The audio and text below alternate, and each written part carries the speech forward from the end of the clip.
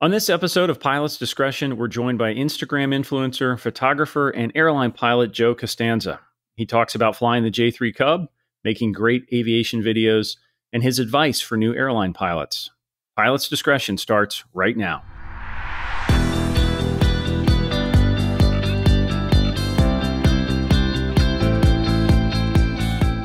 Hello, pilots. I'm John Zimmerman, and thanks for listening to Pilot's Discretion from Sporties. You can see today's show links and browse our archives at sporties.com/podcast, and you can email us at podcast@sporties.com. Our guest today is Joe Costanza. He's an airline captain flying the Airbus A320, but most listeners will know him better as Bananas on Instagram. Yes, Banana with 9 S's. That's where he posts videos and photos of him flying his beautiful yellow Cub, sometimes with his daughters and sometimes even with a skeleton in the front seat. They are really some of the most spectacular flying videos you'll see anywhere online. Joe, welcome to Pilot's Discretion. Thanks. Thanks for having me on. Looking forward to talking airplanes. Well, you do such a great job of sharing the beauty that is flying and that simple flying. And I think part of the appeal is the simple airplane, the grass runway. What is the message you're trying to share when you do your photos and videos? As a pilot, it's hard to explain how much fun and how beautiful flying is. You can tell people, but until they actually experience it, they'll never really understand. The problem is it's very difficult for most people to experience flying, especially the type of flying that I do. So I figured the best way to kind of show how great that flying is to try to capture it in as artistically beautiful as I possibly can. I figure if I could capture this stuff and really kind of emulate how it looks when you're first person there and put it out on social media, that it'll hopefully give people a little bit of perspective of how awesome it actually is. Because again, a picture is worth 1,000 words, and videos, it's the same thing. So if I could put that stuff out there and if it just piques one person's interest and says, you know what, that looks awesome, I want to go do that, then mission accomplished. So that's really my goal with social media and recording and photographing general aviation stuff. This type of flying is really hot right now. You can see tail draggers and backcountry flying all over YouTube and social media in general. Why do you think it's become so popular? I think it's because aviation and technology is moving so quickly. The future is, unfortunately, it seems like it's autonomous aircraft, really technologically advanced airplanes that can land themselves, super complex avionics, and all that stuff is great, but it kind of gets you away from why I think we all started flying in the first place, which is just stick and rudder type flying. You're using both your hands, both your feet, your eyes, and it's even to the point where in the Cub and like other, these other Carbon Cubs and these Huskies and all these other, Kit Foxes, that stuff, is you become so in tune with the airplane that you'll be able to tell your airspeed by the sound of the slipstream or the engine RPM, the feeling in the stick. So all that stuff, you're using all your senses to really get to know your airplane and to fly it to the airplane's limit. Where the automation, like these new Cirruses, which are fantastic airplanes to get you from point A to B, but they're not so great in that you're becoming one with the airplane and you're learning how to fly it to, at its limits and coming into short fields and soft fields and flying in the backcountry. Those airplanes are just not built for that. So I think that's why people have such a fascination with this backcountry stuff. And if you look at like Kevin Quinn, Stall Pilot, and Trent Palmer, you just look at one of their videos and it's just, it gives you the chills. They're out there in, the western part of the US where it's just gorgeous, landing on the BLM lands, camping for the night. It's absolutely incredible. And you can only do that stuff with a certain type of airplane. So I think that's why people are so fascinated by that stuff. Yeah, it's the art part. There's art and science in flying, and both are great and both are helpful, but flying IFR in a turbine airplane, I find very rewarding, very fun, but that's the science part. And there's the art part of getting in a fabric airplane and never getting above 500 feet. So I think there's a lot to be said for that. Absolutely. And my old flight instructor, who has long since flown west, he used to say, flying is the artful application of a scientific process. And that's my favorite quote ever. And unfortunately, or I guess it's fortunate because it's safe. But, when I go to work and I fly the Airbus, there's no interpretation. The book is going to tell me exactly how they want me to fly the airplane, and I'm okay with that. Where in the Cub, there's all different types of techniques. I can fly the same approach 12 different ways. But in the more complex airplanes, there's really only one way the company wants you to fly it, and that's okay. But it's just a completely different aspect of aviation. There's a lot of hot rod tail draggers out there. You see, a lot of highly modified stuff. The Patey brothers do crazy stuff, but I find there's great joy in what you do, which is a classic yellow J3 Cub. So tell me about, is the original still the best in some ways? I think it is, and I think it is, and I think it isn't. So what's really nice about I have a simple J3, 65 horsepower wood prop, is that you don't have flaps, you don't have extra horsepower. So you really have to think, the airplane's not moving very fast, but you still have to think ahead of it, and you have to kind of plan for what the airplane is going to be doing, 10 seconds ahead of you. Because like I said, there's no power to get yourself out of trouble, whether it's out climbing an obstacle or you have a wind gust. You have to really, you as a pilot have to compensate for the lack of airplane that you're really flying with. But I think that's what gives it a lot of charm, is that it really is fun because it's really all up to you. Now, the opposite of that is those airplanes. I've flown where I got my tail endorsement with Damien up in Andover, New Jersey, who's the best of the best. He has, I believe it's 180 horsepower Super Cub, and it has, leading edge lift devices. It's just really highly modified. And that is awesome because by the time you go full power, with two guys, you're climbing out at, 1,500 feet per minute or whatever it is. So that's a lot of fun too. But it's almost like cheating because you can get in and out of anywhere. Where when I fly the J3, it's a small airport, I have to kind of plan ahead and think about the approach more, think about how I'm going to climb out, think about how heavy the airplane is, the density, altitude, all that stuff. So I feel like it just keeps me a little sharper than, say, a Carbon Cub would. I feel like a Carbon Cub would probably allow me to be a little sloppier, and I could probably get away with more. But with a Carbon Cub, you can actually carry a friend and camping gear. Where in the J3, I could carry my camera and a water bottle, and that's about it. Well, the videos you're probably best known for, certainly I think some of the best aviation videos I've ever seen are the wingtip vortices videos, the Cub coming in early in the morning, a little bit of mist still on the ground, grass runway. And it's just a spectacular scene, really carries you away. Where did that idea come from? How did you plan that shot? I'm a morning person, but I'd always go out. I have 4 kids, 4 daughters, and they're all young, so they have activities in school. So I said, if I want to fly the airplane, I got to wake up really early, which is fine because number one, it doesn't interrupt the kids or my wife. Number two, nobody else is out flying, and number three, it's the golden hour, so you're going to have the best lighting. It's visually, it's beautiful. It's always calm. So I'm fortunate that there's actually a bunch of grass strips locally. And this one particular airport is in a low-lying area. It's called Red Wing Airport. And it's a beautiful grass strip. It's usually just me and the deer. And I would land there and I'd make myself a coffee with like a little jet boil thing and just kind of sit and enjoy it and see that the mist kind of roll in. And I would set my camera up off to the side and just kind of videotape. And I'd say, you know what, it'd be cool if I come in and land and just look at the airplane landing through the mist. It wasn't misty enough to where it was IFR or anything like that, but there was enough mist to where you could see it. And I went back and I remember looking at the video and it was, 100 times cooler than I thought it ever would be. I was actually out there just yesterday videoing, and I mean, it's just so beautiful. And I think that's one of the few times where video actually does do it justice of just how beautiful it is. So it's pretty cool. Yeah, it's a great lesson in aerodynamics too. It makes it look real. Yeah. Yep. Another one of my favorite videos you posted was one where you're flying with one of your daughters in the front seat of the Cub.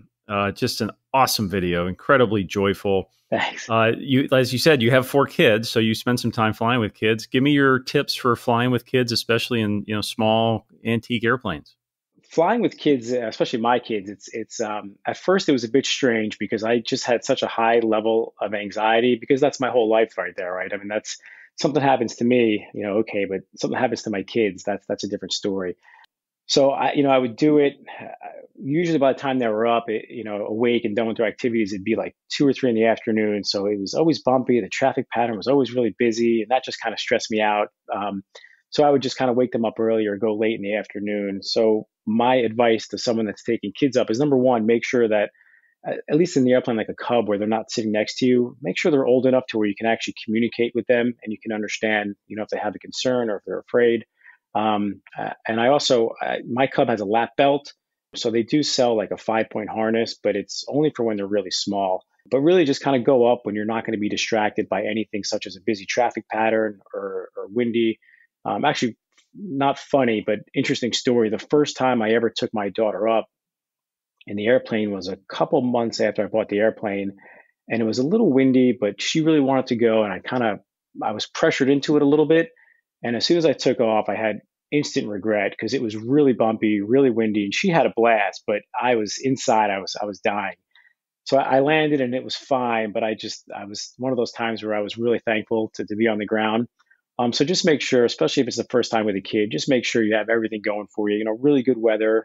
Make sure you feel well. Make sure they feel well, and try to make sure that the airport or local pattern is not too busy because you don't want to be distracted by them or not be able to pay attention to them because you're distracted by the four other airplanes in the pattern.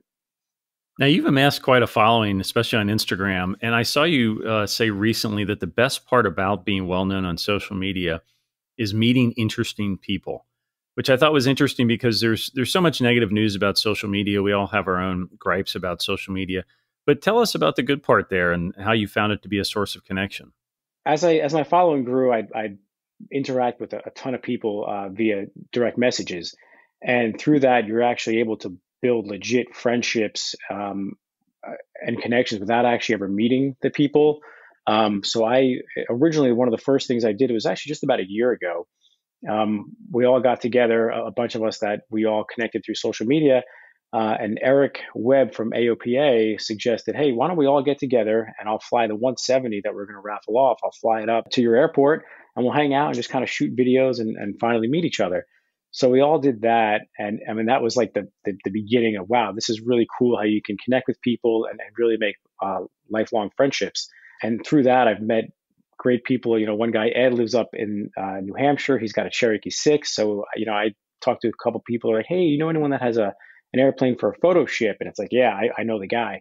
Or Ethan O'Rourke up in Milwaukee. He's great at videoing. So if everyone's like, if anyone needs video, I'm like, hey, I know a guy there. Same thing with Kyle Newsom. So you meet all of these people, and it's really, really cool because you meet people that you otherwise wouldn't really interact with on day-to-day life. Kelly, who lives up in Chicago, she's relatively young, and I always show my daughters her videos because she's early 20s. She flies a Stearman. She owns a Bonanza. She instructs in a Cub. She was actually the first person who ever flew my Cub other than me. So that was, and she did that when we all got together and met up. So that was really cool. And then we met up again and Oshkosh and Sun and Fun. We all got a house together. And then people that I talked to through Instagram, we all met down in Oshkosh. It's funny because you're walking around and you're like, hey, I think I know you. And then you're like, yeah, I love your videos. So that was really cool to meet up with those people, exchange memories, experiences. So that was really cool because without social media, I'd go to Oshkosh with my 2-3 friends, and that's the only people that I would really interact with. But now, I mean, you could walk around and just really just talk to anybody or just shoot a message. Hey, I'll be here for the air show. You want to meet up after? And so I think that's what's really, really cool. And I think that is what's so great about social media is being able to connect with individuals that you either follow or you interact with via messages. So I think that's what's great about it. Yeah, aviation's always been described as some large, extended, weird, fun family, and it is in a lot of ways. But yeah, if you use social media the right way, it's a great way to extend that family metaphor. Now, yeah, it's not all fun. So how about the bad part? There's always the experts in the comments who are always have all the answers. Yeah, always like to tell you what you're doing wrong. How do you handle the criticism? It's tough because you ultimately have to have really thick skin. Sometimes I do, sometimes I don't. And I understand, it's hard to see a video on social media and kind of understand the context behind it. Like one of the most common things you'll get is, oh, great video, but your choice of music is horrible. And it's like, well, it's a slow motion video. So like, I can't have the sound of an engine slow down 25%, or, as a quote unquote creator, I kind of want to convey a certain emotion and this song kind of fits that. And that's fine. And then there's kind of the really, I don't want to say the dark side, but the really negative is when you have a lot of accounts, call them meme accounts, that will pick out an individual and kind of be hurtful and make fun of them. I think we can all laugh at ourselves. I think we're all somewhat deserving of it. But if you start attacking someone personally, I think that's unfair, especially if you're going to hide behind an account without a name. I don't think that's fair. And most recently, I had one of the videos I talked about new hire airline pilots and kind of, some of the entitlement.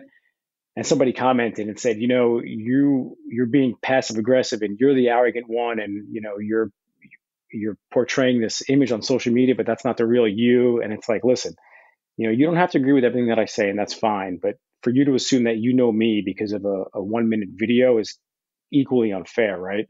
So that's kind of tough. And you want to get into an argument sometimes on social media, but what's the point? I mean, that's not the point of social media. And then you'll get people.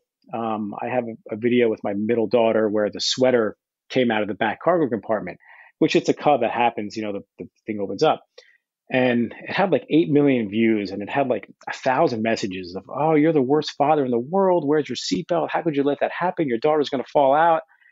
And it's like, I can't answer every single person. So that's kind of the negative of social media. But again, everyone has the right to their own opinion, so you can't really focus on it too much. So Yeah, don't engage with people who aren't engaging thoughtfully. If there's someone who's engaging because they want to make a connection, then that's great. But if they're just a hater, then there's really no point in giving them oxygen. Exactly. They're just going to ruin your day. All right, Joe, let's take a quick break. When we come back, I want to ask you about that airline video you made that made some waves and I thought made some great points. So we'll take a quick break and be back with some more questions.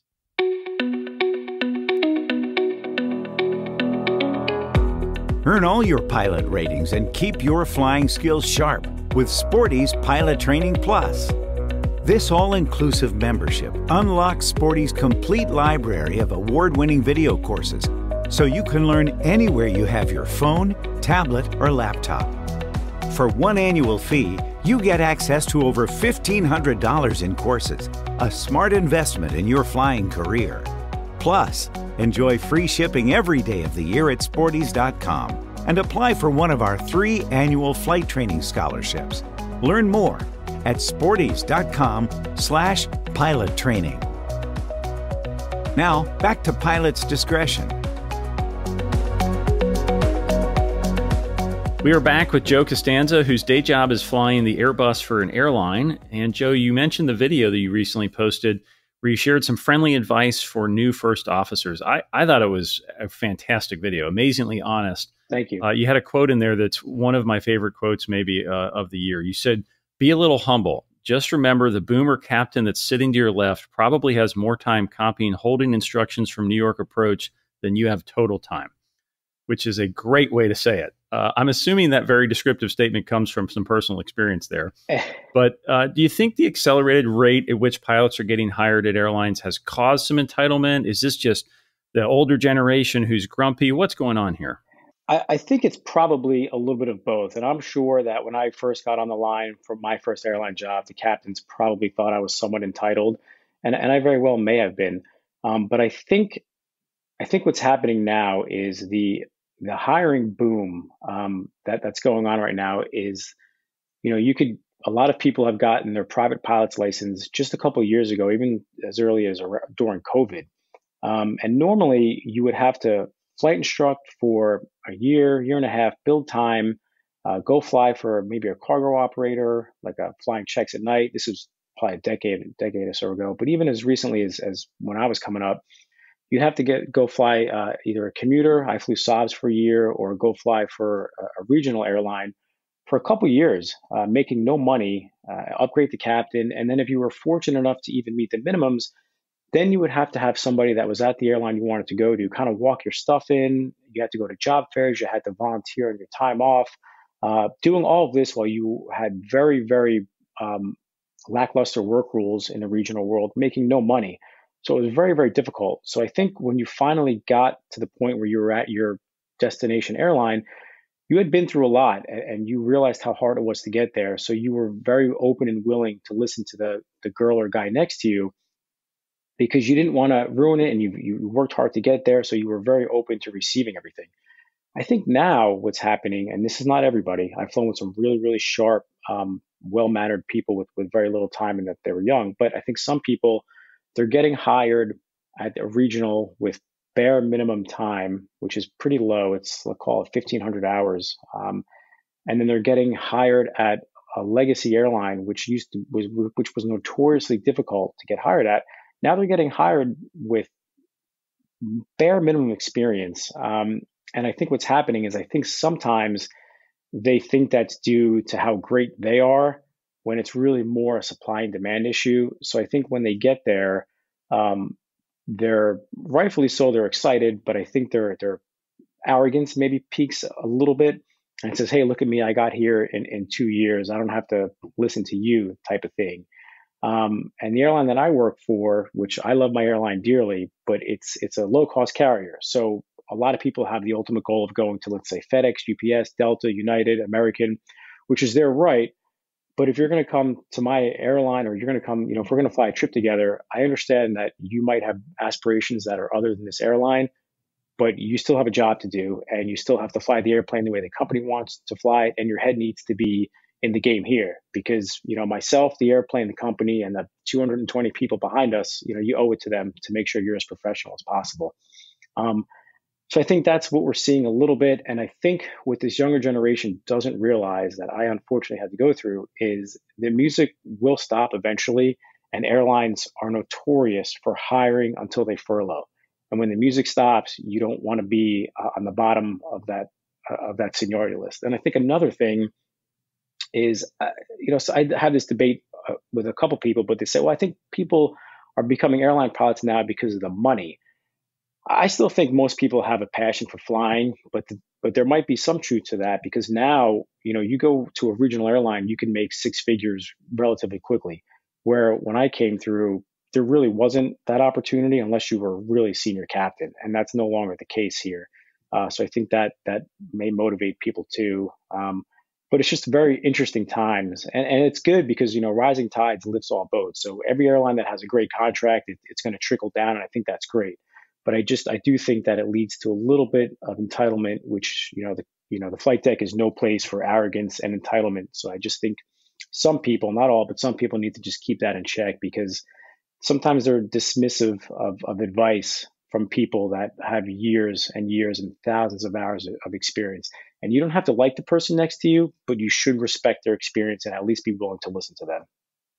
Do you see the airlines adjusting how they do training or initial experience to react to this? Or is this on an individual captain, first officer basis? That's a great point. I think what we're seeing now, and this is the case through all of the airlines, is it's taking a lot longer for people to get through initial training. And they have typically you would have, let's say, 30 hours of what's called initial operating experience, where once you finish all your training, you go out and fly revenue passenger flights with a check airman, and you get 30 hours and then you're signed off. Now I'm hearing the average has gone up significantly, almost 2 times that amount, and some people have as much as 100 hours.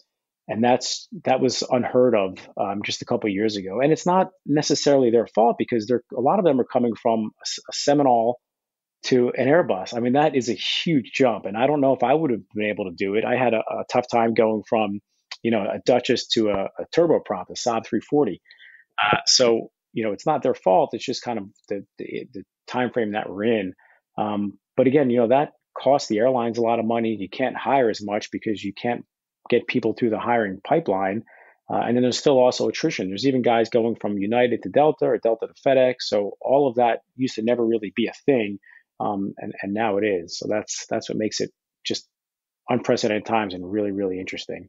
And the other thing too is, airline training programs. My airline specifically was I don't want to say the bare minimum, but it wasn't hand holding you through the whole thing. And now it just seems like there's just a lot of I don't want to call it hand holding, but it's just taking people almost a lot longer to get through that initial training than it would normally. So. So if there's a listener today who's listening to this and they're in flight training, maybe they've got their commercial certificate, they're a flight instructor building time, what would your advice be to them other than the valid point about mindset and humility? Are there skills they should work on or experience they should seek out? I would say just talk to friends that are in the industry. And here's another great thing about social media. If you don't have friends that are in the industry, just go find a random person on social media that you know is at an airline and shoot them a message. 99.9% of all airline pilots I know are more than willing to talk about their experiences and how they got to the airline and kind of mentor if they can. And I also want to point out that, slow down and kind of enjoy what you're doing now. One of my biggest regrets is always feeling the pressure of having to. My end goal was to be an airline pilot, and I just always used my flight training as the means to an end.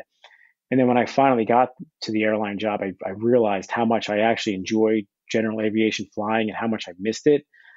So I want people to slow down and kind of enjoy what they're doing now, because you will most likely look back on it one day and miss it, because you'll get your airline job eventually. So, just kind of slow down and enjoy the process, if you will. That is excellent advice for all kinds of places in life. Yes. Joe, we always end each episode here with a series of rapid fire questions. It's a segment we call Ready to Copy. So I'll ask some questions on a variety of topics and you give me your quick answer. Are you ready to copy like I'm New York Approach? I'm ready. Why 9 S's and bananas? Good question. I don't know. I think I started with bananas and it took 9 S's until it was available. What have you learned in the Cub that makes you better in the Airbus? Energy management. What's an example of that in the Airbus? Landing? Getting the Airbus doesn't like to go down and slow down at the same time. So you have to get creative in how you do that. For a pilot who has never landed on a grass strip, describe what that's like. It's like landing on a pillow when you do it right. And it's like landing on a bag of rocks when you don't. My first 25 landings in a tail dragger when I got checked out were all on grass, and I thought it was much more forgiving than the paved runway. So definitely, if you're getting checked out, go find some grass somewhere. It'll give you a lot more room to play with. Yeah, 100%. I saw a video recently where you landed the Cub with just throttle, rudder, and trim, no stick. What do you learn from doing that exercise? I learned that the airplane could be flown by very little input from you. And sometimes over controlling the airplane, you're kind of hurting yourself more than just letting the airplane fly with just very gentle inputs. Do you prefer wheel landing or 3-point? I used to prefer 3-point landings, and then I would prefer 3-point on grass and wheel landings on pavement. And I feel like lately I've been doing a little bit more wheel landings, but I think I can fairly say that I love them both equally for different situations. Some tail dragger pilots, myself included, will occasionally do what I call the 2.5-point landing. Have you ever done the modified 3-point that sort of wants to be a wheel landing? I feel like that's what half my landings are like that. Yeah. Your Cub has wheel pants. Is that the right way to do it and a lot of fun and looks great, or is that actually cheating? I like it because it was a factory option and it kind of finishes off that look. But some people have a love-hate relationship with it, and it is a dead giveaway that I'm not going out there doing backcountry flying with wheel pants. But it does keep the underside of the wings clean. So there's that. That's a great point, actually. That's a great point. If you ever seen a tail dragger that's been in a slightly wet field, you'll see the evidence all over the underside of the wing. Yeah. What's your best tip for taking better aviation photos or videos? If I'm an amateur and I've got a GoPro or I've got a camera and I want to share some of that passion that you share, what should I do to make it less boring or less bad? The single best thing you could do is go fly during golden hour, which is an hour after the sun rises to an hour before the sun sets. There's another quote that says, when it comes to photography and videography, professionals worry about money, amateurs worry about equipment, and masters worry about light. So it's all in the lighting, and you'll get that really soft golden hour lighting early in the morning or late afternoon. Wonderful advice. We use the same thing here at Sporty's when we're shooting video. You can worry about all kinds of technical things, and it's probably more about the setup of the shot and the time of the day. 100%. Let's get to that equipment. It plays some role. What's your favorite gear for shooting? I have a Nikon Z9, which is a mirrorless camera, and it has the ability to shoot 8K, which is really nice.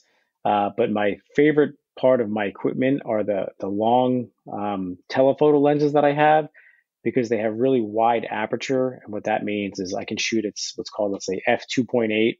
So that allows for a lot of light, so I can shoot low light, but it also has this really cool effect called bokeh, where the subject, in this case the airplane, is in focus and everything else is kind of blurred out and looks buttery smooth. And that's kind of my favorite part of shooting these videos.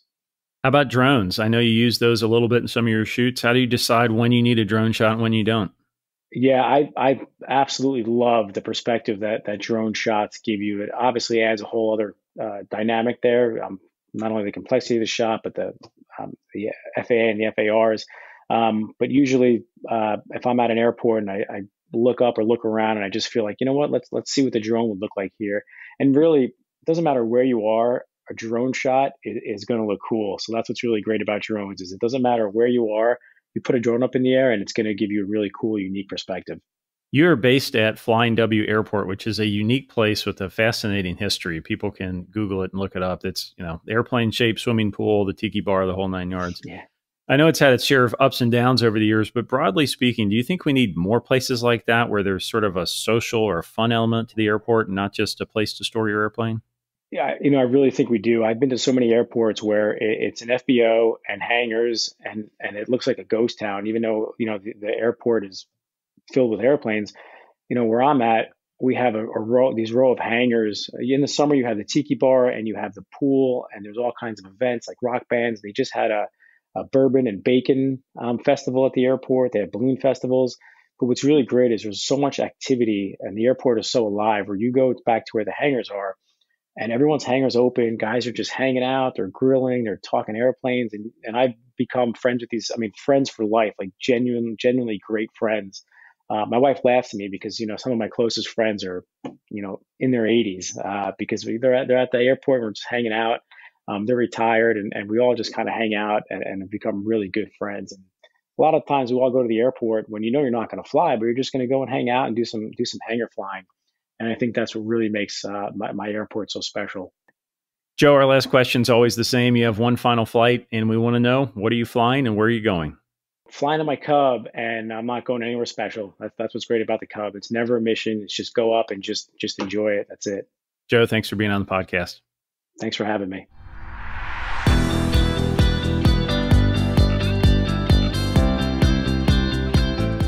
Thanks for listening to Pilot's Discretion, brought to you by Sporties, training and equipping pilots worldwide for over 60 years. For more episodes and today's show links, visit sporties.com/podcast. I'm John Zimmerman. We'll see you next time on Pilot's Discretion.